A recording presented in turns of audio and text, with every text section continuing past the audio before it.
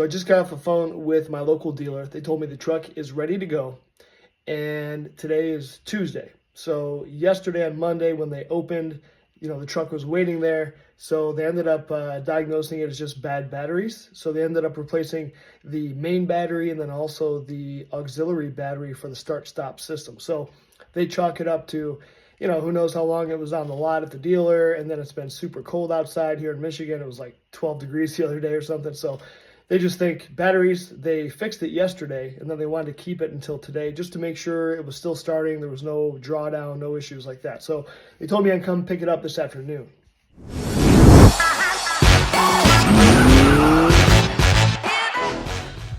All right, guys, so we just got to the dealership. The truck should be ready to rock. Let's see if it starts.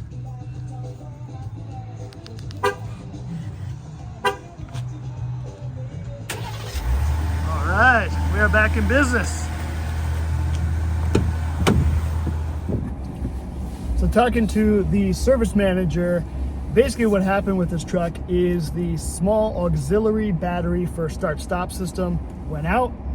That dragged down the main battery too, which is really common for these trucks. This is not a new issue. This is something that's been happening on the older trucks too. And this also affects Wranglers. I see this posted a lot on the Wrangler forums and the Wrangler Facebook group. So pretty common thing. If this is the only issue I have with this truck, I am absolutely going to be stoked, right? Because you can't really fault a bad battery going out. Who knows how long this truck sat on the dealership lot. Could have been there for a while. I know the salesperson told me a lot of their guys have been trying to sell this particular truck. So, who knows? Could have been there for 2 months. Plus, we have really cold weather right now in Michigan. It's 20 degrees during the day and in the teens at night, right? So it's pretty cold. So whatever, bad battery, no big deal. If that's all that happens to this truck, I will be absolutely stoked. And like I told you guys before, I've been buying Stellantis, Chrysler, FCA stuff back since 2013. I've probably had 6 or 7 Rams, 2 or 3 Dodge Journeys, a Grand Cherokee, 3 Wranglers, a Gladiator. And none of those vehicles have ever had to have like a tow truck, a tow right to the dealer. Now they've maybe had some check engine lights come on, but usually I would just drive it until the next oil change and then take it in, right? So we've never had any major issues. It's the first time, so I feel like I'm kind of long overdue, right? It's been 12 years of no issues, so I'm long overdue to have a little bit of a minor inconvenience. And again, some of you guys were asking, well, why aren't you more like pissed off? Well, guys, there's a lot that goes into vehicles. I work in the automotive industry. I work with actually Stellantis, and the fact that they could even produce a vehicle, and get it off the line on the first try without screwing something up, I mean, it's a freaking miracle, honestly. And so, to have some small issue, no big deal. It's under warranty. It's not like I'm worried I'm gonna have to pay for anything. I feel like I'm gonna be taken care of. So I'm gonna be positive until I absolutely can't be. So far, I'm happy. I'm nice and warm in my truck. It's comfortable. I'm super happy to get it back and now start to be able to customize it a little bit and make it my own. The one cool feature I wanted to show you guys is this lane keep assist. So you can see right here where it shows you in the lane. As you get closer to the line, it'll turn yellow. See that? And if you actually let it go, it'll turn the steering wheel. It's actually turning it right now, getting us back to the middle. It's freaking cool. There's no one around me here. So let me go over to the right. We'll do the same thing. So look, we're in the middle of a turn, and it's literally turning to keep me in the middle of the lane. It's freaking awesome. So I'm really glad that they decided to make this a standard option.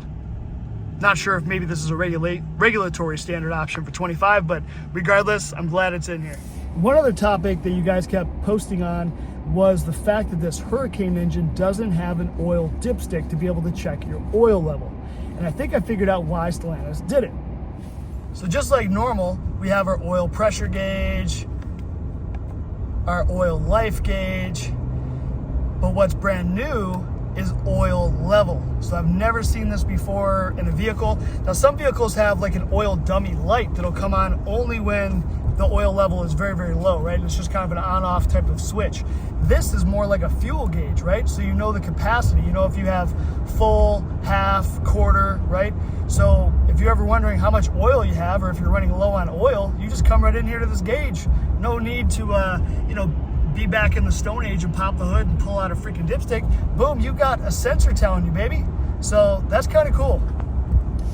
So as far as that goes, I'm interested to see if all new engines coming out will go to no oil dipstick. And the only real drawback I kind of see is when you pull the oil dipstick, you can easily see if it's, you know, black oil, if it's got water in it, coolant. So you're kind of going to miss that. But for your average person, you know, they're not checking that stuff, especially on a new car, right? So I know some of you guys who like to buy your vehicles and keep them for, you know, 10 years or 20 years till the wheels fall off, basically.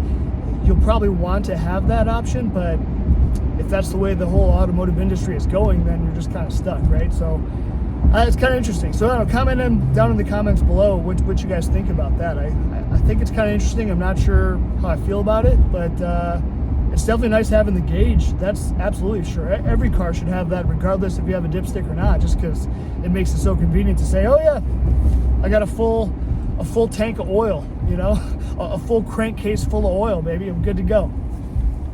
Now, what we really care about is the pickup of this truck. That's why we went with this new Hurricane twin turbo, the super sexy turbo SST, is the horsepower, baby.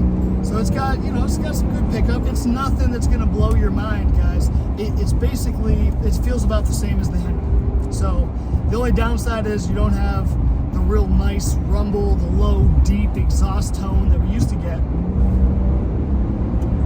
It's just kind of this muted, quiet. It's not a bad sound or anything. It just is what it is. So kind of interesting. So I'm kind of interested to see what might come about in the aftermarket if they start to offer some additional, you know, performance options for this truck. And I think we talked about that in the last video. You know, if there's like a mid muffler delete or a muffler delete, you know, and kind of what that'll sound like, that's going to be pretty cool. Or even just an air intake would be cool, because usually the factory air intakes have silencers built in to keep it quiet. But I wouldn't mind hearing the freaking turbo spool it up. You know, every time I go to Florida, hear wah! You know, it'd be kind of cool. So I'm going to keep an eye out for that.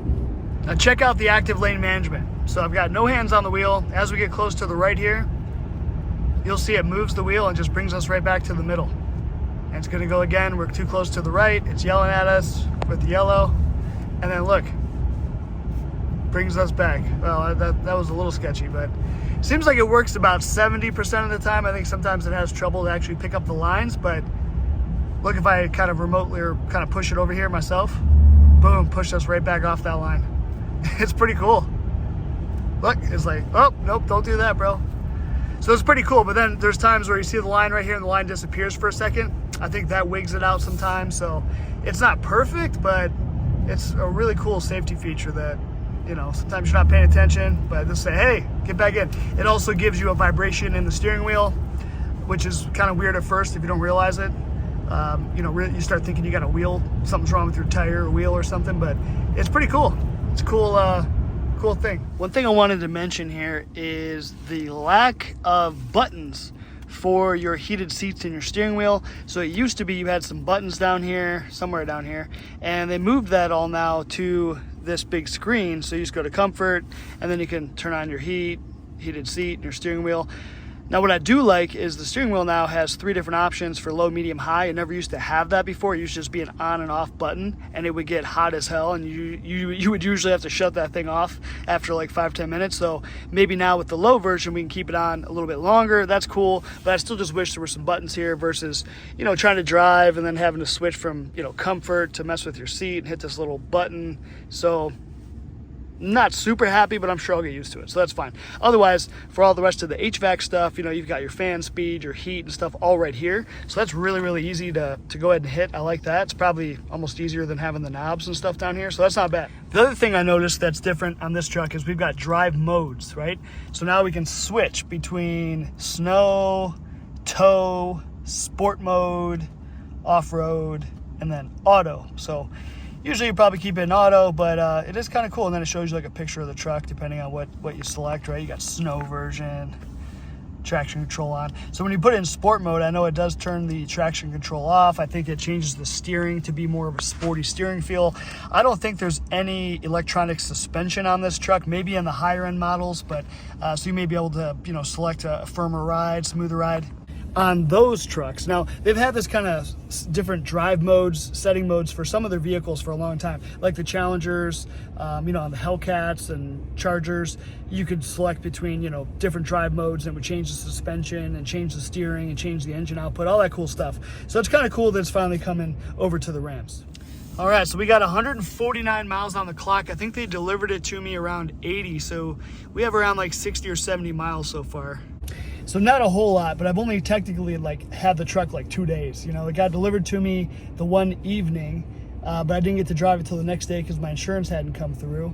So 2 days, Friday, Saturday, basically, and then we took it to the dealership, and then we're just now getting it back today on Tuesday. So, you know, they really only had the truck 2 days. They got it yesterday, they fixed it, and then they wanted to keep it overnight just to make sure it was all fixed. So I was happy to do that, you know, and I'd hate to get this thing back and have to send it back. So I was happy for them to keep it just to make sure it's all good, and it is. So now we're gonna be good. So I'm gonna wait probably a couple weeks. We'll get some more miles on this thing, and then I'll report back how everything's going, unless something else bad happens in the meantime. But if there's anything else you're interested to see on this truck, shoot me a comment down below. I'm open to do any other videos or anything else you guys want to see. My plan is to kind of upgrade this truck a little bit. We just need to get some stuff like cold weather mats, tonneau cover. You know, I might throw some decals or something on the outside of the truck. Just that way you know when you see it that it's my truck and not just another of the millions of white Rams with night editions out there. So until next time, like, share, subscribe, all that good stuff, and we'll catch you guys on the next one.